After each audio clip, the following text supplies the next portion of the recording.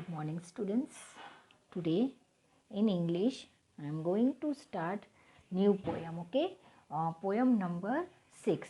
जो हमारी poem है 6 English की. What's the name of the poem? The Terrible Wonderful Day. Okay, ये पोएम है वो एक लड़की की है. ओके, उसका डे कैसे टेरिबल गया. टेरिबल मतलब भयानक, है ना.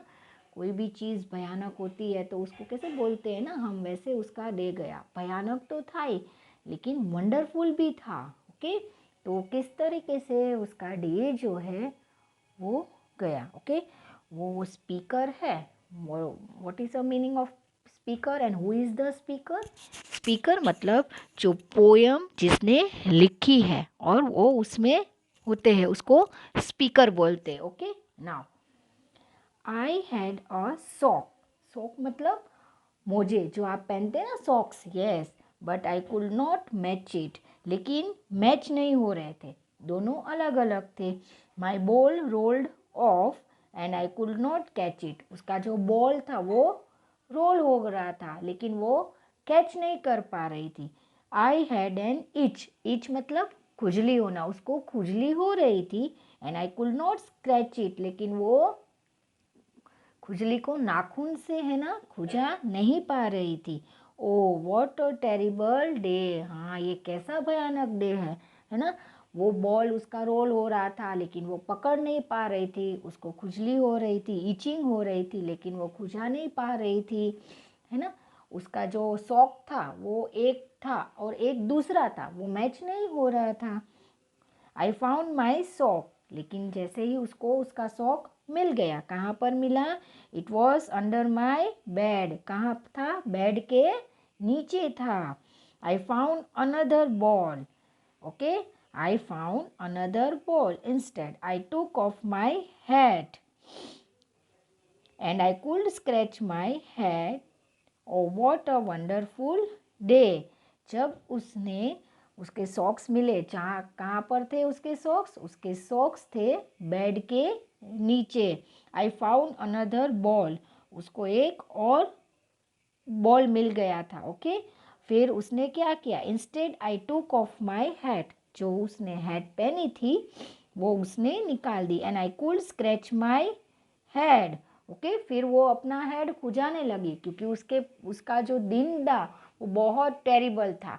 क्या क्या उसके साथ हुआ, है ना. लॉट्स ऑफ थिंग्स उसके साथ हुई. उसको शौक नहीं थे, जो थे वो अनमैच थे, मैचिंग नहीं हो रहे थे. फिर वो अपने आप को खुजा नहीं पा रही थी. तो ये सारी जो चीज़ें हो रही थी तो उसको फील हुआ कि कितना ये डे जो है वो भयानक था, टेरिबल डे था. And I could scratch my head. फिर उसने अपना हेड कैसे खुजाया. उसने अपनी जो हेड थी वो टुक ऑफ कर ली. Okay, oh what a wonderful day. Oh what a wonderful day. तो उसका जो डे था वो कैसा था. टेरिबल था. ओके, नाउ सो ये हमारी पोयम यहाँ फिनिश हो रही है. Now look at the exercise portion. First of all, you have to do hard words. Okay, जो न्यू वर्ड्स है वो आपको इसमें लिखने हैं. न्यू वर्ड्स है match, etch, terrible, wonderful.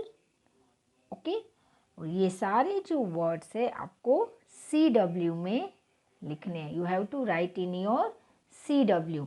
Second जो है आपका मीनिंग्स है. यहाँ पर आप मीनिंग्स यहाँ देख रहे हो. मीनिंग्स आपको लिखा है. मैच मतलब find another with the same colour और पैटर्न. जो उसका जो सॉक था वो अलग था, है ना. उसको सेम सॉक नहीं मिल रहा था. ईच मतलब having a feeling on your skin. Skin में खुजली जैसा होता है ना. ओके, टेरिबल मतलब वेरी बैड. उसका डे बहुत बैड था ना क्योंकि उसके साथ वो चीज़ें हो रही थी जो नहीं होनी चाहिए थी. ओके, वंडरफुल मतलब वेरी गुड. फिर भी उसको उसका डे अच्छा लगा, है ना. तो ये पोयम है कि जैसे टेरिबल डे था फिर भी वंडरफुल था. ओके, तो ये मीनिंग से वो आपको CW में लिखने हैं. Now here is the exercise portion. First read and answer. Now first choose the correct answer. यहाँ पर आपको 3 ऑप्शंस दिए हुए हैं, you have to choose one correct answer. Now at first the day is dash for the speaker. Okay, सबसे पहले speaker जो है उसका डे कैसा गया, going well, very lucky, nice या नॉट गोइंग वेल. ओके, तो आपको ये चूज करना है कि जो स्पीकर है उसका दिन है वो कैसा गया, तो आपको वो आंसर्स इसमें लिखने हैं. Okay, now second, the speaker cannot find a dash sock to make the pair. Okay, अगर उसको सॉक्स, वो एक सॉक्स मिला था तो वो कैसा मिला था, पैर नहीं थी ना, क्योंकि वो अलग था. कैसा था, न्यू था, डिफरेंट था या मैचिंग था. Okay, now see, the bad day becomes dash when she finds the matching sock, get a new ball and can scratch her head. हाँ, जैसे ही उनको सब उनका अच्छा होने लगा तो वो डे कैसे हो गया, वो डे हो गया वंडरफुल. वो उसको एक सॉक मिल गया था जो उसका खो गया था, उसको न्यू बॉल मिल गया था और वो अपना सर जो है वो खुजा पा रही थी.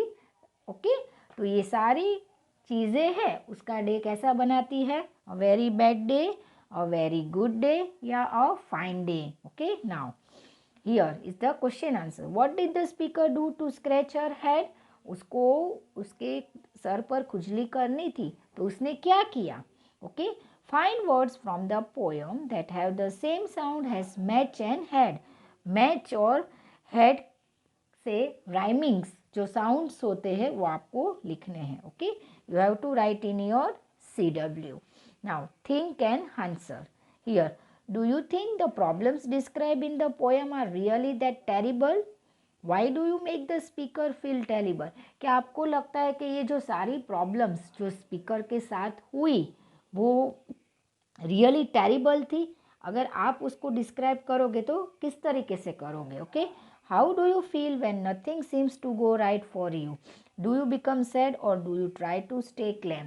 अगर आपके साथ कोई ऐसी चीज़ होती है जो नहीं होनी चाहिए थी, जो राइट नहीं है, तो आप कैसे बिहेव करोगे, सैड हो जाओगे या ट्राई करोगे कि वो चीज़ आप अपनी तरह से सही कर पाओ. Okay, now here are few things that might help. आपको यहाँ पर कोई थोड़े पॉइंट्स दिए हुए जो आपके लिए हेल्पिंग है. Take some deep breath. आपको लंबी सांस खींचनी. Okay, think about what made you upset. Was it one things or many things. फिर आपको ये देखना है कि कौन सी चीज़ है जो आपको अपसेट कर रही है, या वन है या एक से ज़्यादा है. Talk to a parent friend about it. आपको उसके बारे में आपके पेरेंट या आपके कोई अच्छे फ्रेंड्स हो उसके साथ बात करनी है. Do something fun to forget about it.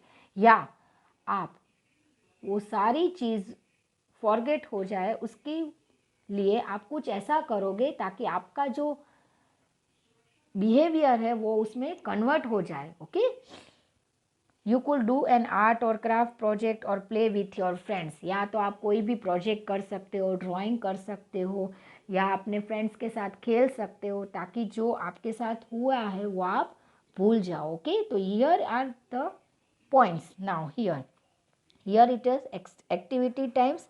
Okay, ये read aloud this words and circle the word that does not have the same sounds. यहाँ पर आपको जो सेम साउंड्स नहीं है उसको सर्कल करना है, जैसे डे, प्ले, से, वाई, वे. ओके, तो वाई है वो सेम साउंड नहीं है, बाकी डे, प्ले, से, वे ये सारे जो है वो सेम साउंड्स हैं.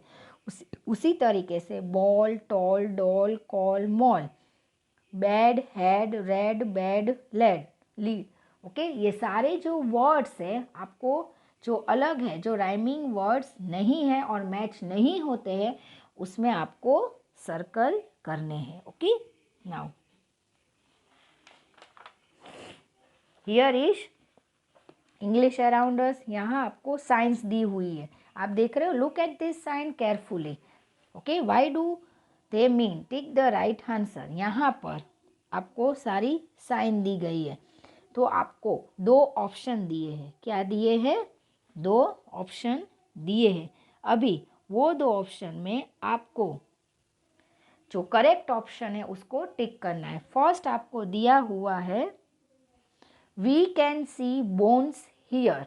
ये साइन क्या इंडिकेट करती है कि यहाँ पर बोन से या we will die if we touch it or go near it, या इसको टच करने से आप मर सकते हो। ओके, तो ये दोनों है, उसमें से कौन सी ये साइन है? तो ये साइन है बी।